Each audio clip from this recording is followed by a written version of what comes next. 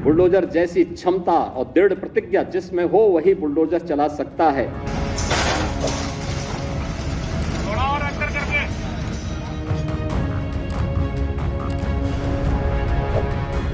उत्तर प्रदेश की योगी सरकार के बुलडोजर एक्शन की कार्रवाई से सुप्रीम कोर्ट नाराज दिखाई दे रहा है। यूपी सरकार के बुलडोजर एक्शन पर सुप्रीम कोर्ट ने नाराजगी जताते हुए कई तरह की हिदायत भी यूपी सरकार को दे डाली हैं। दरअसल प्रयागराज में हुए बुलडोजर एक्शन पर सुप्रीम कोर्ट ने न सिर्फ सवाल उठाए बल्कि सरकार की इस कार्रवाई से सुप्रीम कोर्ट काफी हैरान भी है।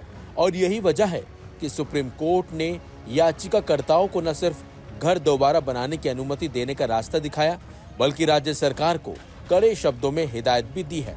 दरअसल याचिकाकर्ताओं की तरफ से कोर्ट को बताया गया था कि जमीन के हिस्से को गैंगस्टर अतीक अहमद का मानकर यूपी सरकार की तरफ से घरों को ढा दिया गया था। इस याचिका पर जस्टिस अभय एस ओक और जस्टिस उज्जवल भुइयां की बेंच सुनवाई कर रही थी। इस मामले पर सुप्रीम कोर्ट का कहना है कि याचिकाकर्ताओं को ढहाए गए घरों को अपने खर्च पर दोबारा बनाने की अनुमति दी जाएगी। हालांकि इसमें कुछ शर्तें शामिल की गई हैं, जैसे तय समय में अपीलीय प्राधिकरण के समक्ष अपील दायर करनी होगी। इसके साथ साथ कोर्ट ने कहा है कि अगर उनकी अपील खारिज हो जाती है तो याचिकाकर्ताओं को अपने खर्च पर घरों को ध्वस्त करना होगा। सुप्रीम कोर्ट की बेंच ने कहा है कि हम एक आदेश पास करेंगे कि वे अपने खर्च पर घर दोबारा बना सकते हैं और अगर अपील खारिज हो जाती है तो उन्हें उसे अपने खर्च पर ढाना भी होगा।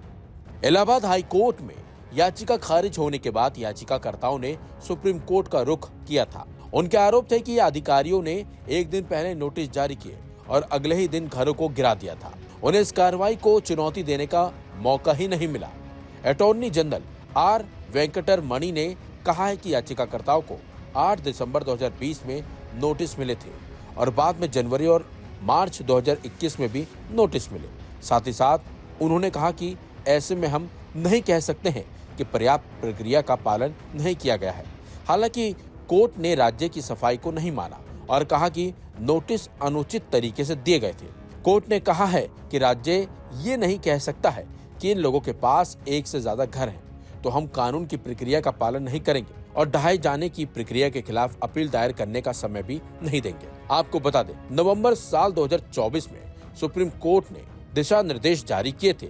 इनमें कहा गया था कि बगैर पूर्व नोटिस के ढहाए जाने की प्रक्रिया नहीं की जाएगी। साथ ही घर में रहने वालों को जवाब देने के लिए 15 दिनों का समय दिया जाएगा और इस नोटिस को रजिस्टर्ड पोस्ट से ही भेजा जाएगा।